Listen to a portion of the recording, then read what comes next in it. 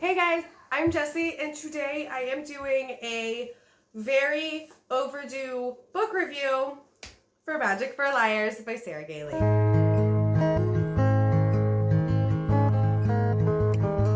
Magic for Liars is an urban fantasy thriller that is light on the magic and pretty heavy on the personal aspect of the story. All right, so this is my spoiler-free review of Magic for Liars, which is a book that was highly recommended to me by my friend Monica over at Moody Reads, and I'm really glad that she recommended it because I did end up really enjoying it. I gave this book a 4 out of 5 stars and thought it was just a lot of fun.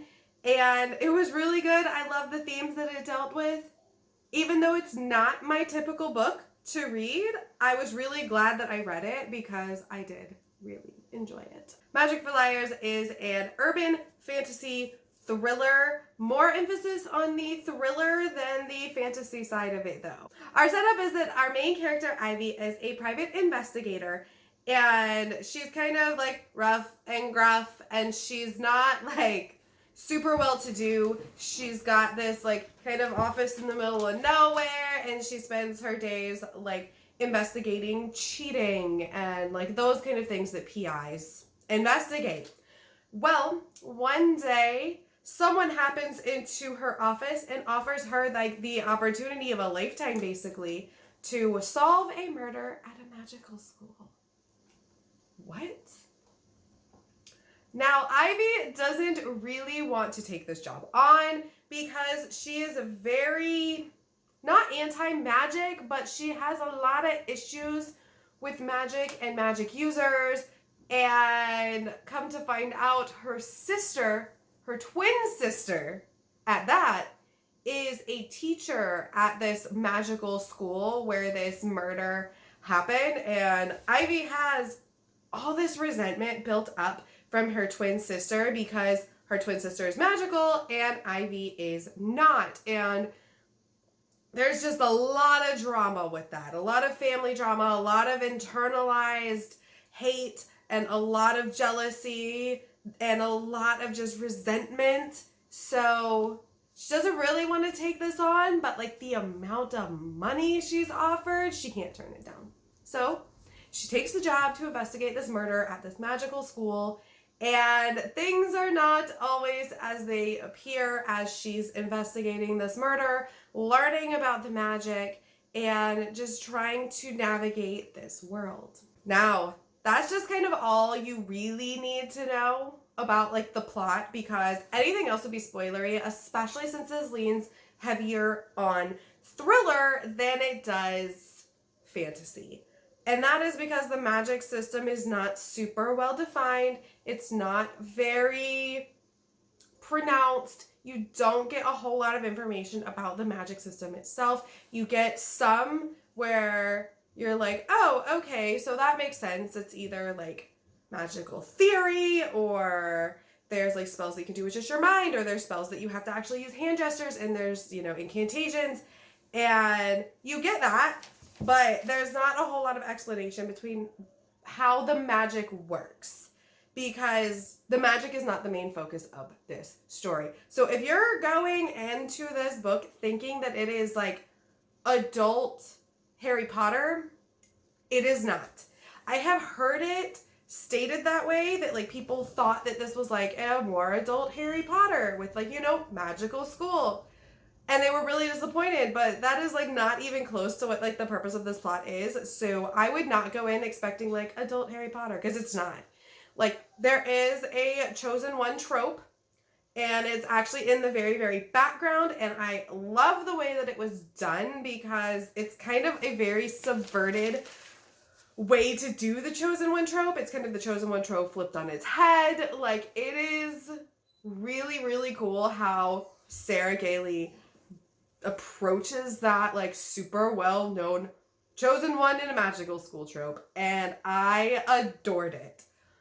But this book, like the literal main focus of it is sibling relationships. You see it in our main character and her twin sister, and you also see it in some of our sub-characters, some of our students at the school, our siblings, and you see it there as well. And it's kind of like a really cool reflection of each other.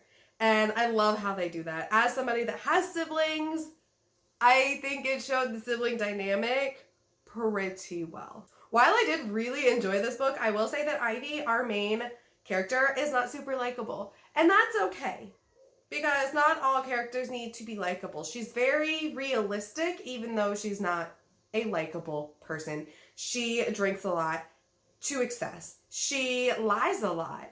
She is extremely self-destructive, and it really, really shows, especially in her relationships with other people within this cast of characters. It shows how she just can't get out of her own way. She can't be honest with people because she's afraid of what they'll think of her, but then she's also got this like really tough exterior that she put up, and she's self-destructive, because if you keep lying to people or subverting the truth, then eventually it's going to blow up in your face. But I digress. She's not likable, but she's realistic, which I appreciate. It does start kind of slowly. I'll give it that. The book starts kind of slow, and then it starts to pick up near the, like, as you go along. And then the ending, I will say, was a little rushed for me. I wish this book would have been about 100 pages longer. And it is a standalone, so, like, it's a standalone. There's no sequel. It is what it is. But I wish it was a little bit longer, because that ending could have been extrapolated on so much more, and I kind of wish we would have gotten more after the fact, after that ending. But I do like that it's kind of open-ended at the very end, and like I kind of wanted to see more, but like I'm the type of person that loves a closed, good, like wrapped up in a bow ending. Like I like knowing all my threads are tied up, whether it's a pretty bow or an ugly bow. I just like to have that bow. And I felt like there were some open ending aspects to this book, which was definitely done intentionally. I feel like there could be a sequel, but there doesn't need to be a sequel. Like, it's left off perfectly. Even with the open ending, it's left off very, very well.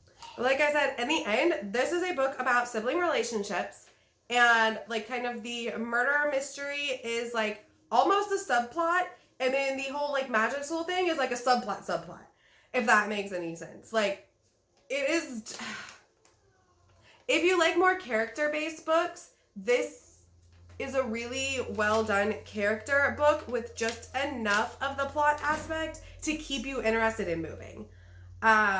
I wouldn't say it's super plot heavy. This is definitely one that I feel is character over plot, but there's still enough plot. Like, I need both. I'm that girl that needs both character and plot. Like, I can't have one or the other. And this, I think, mixes it really well with the heavier leading on characters. I will say there are some trigger content warnings for this, especially for the murder. It is a pretty gruesome on-page murder. There's also a lot of discussion of different traumas.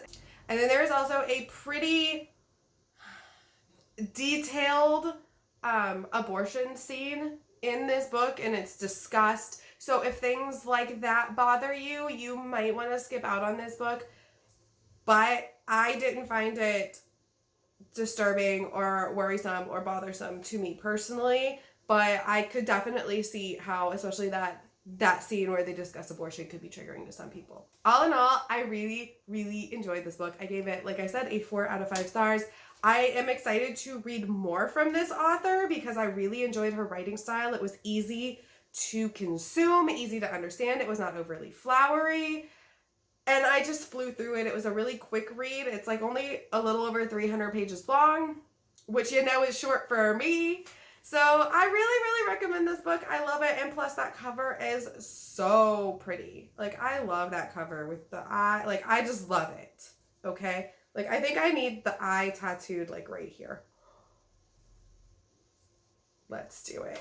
But yeah, like I said, I really enjoyed. I think if you enjoyed Ninth House, by Leigh Bardugo, you would enjoy Magic for Liars. They have a really similar vibe and a similar feel with the like a murder mystery at a school and magic, but like magic isn't really like the forefront. Like this is even like less forefront than in Ninth House. I liked both books, so take that as you will. But yeah, I think if you like Ninth House, you will like Magic for Liars.